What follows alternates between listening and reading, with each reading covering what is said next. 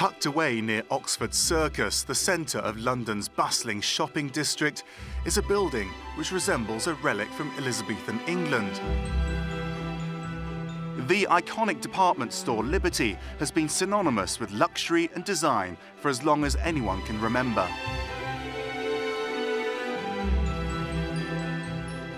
It's famous for its fabrics. Swathes of maroon, ochre and Prussian blue contrast with the black and white architectural style favoured by the Tudors. History has certainly left its mark upon the story of Liberty, but for those willing to look a little closer, history reveals a story with a surprising twist. This building isn't Tudor at all. In fact, it's less than 100 years old. But to really understand the origins of Liberty, we've come here to the south coast of England, to the historic naval city of Portsmouth.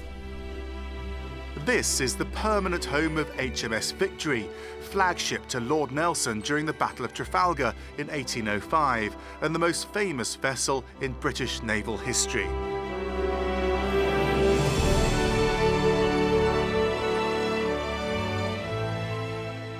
Built from the wood of 6,000 oak trees, she provides a clue to the structural secret of our London department store.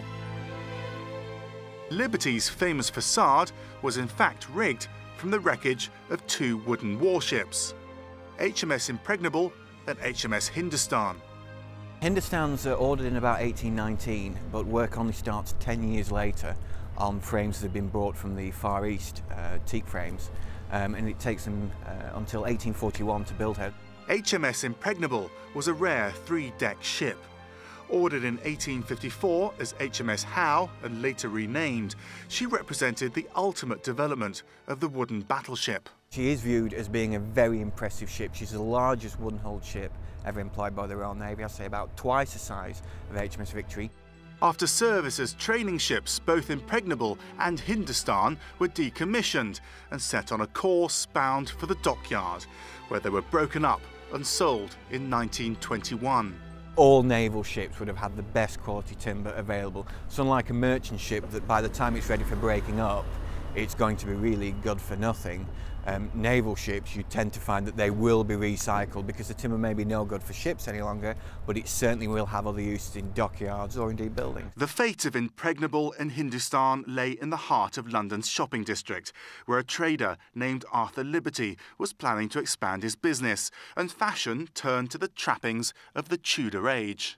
I think to the well-trained eye, it's easy to tell once you're inside Liberty and you are admiring the galleries and the staircases and so on, and you can see the minor imperfections in the wood, that they have been recycled from old warships.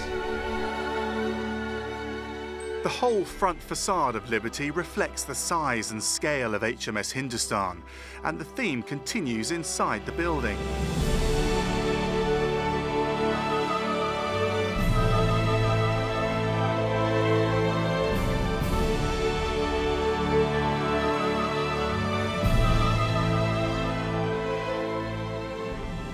Everywhere there's wood, some of it will, quite a lot of it will be from the ship, but I think perhaps the most recognisable ones are these beams that go from floor to ceiling in all three light wells. They describe great big bulks, 17 inches, 15 inches square. So it has to be big. these. So it must be those.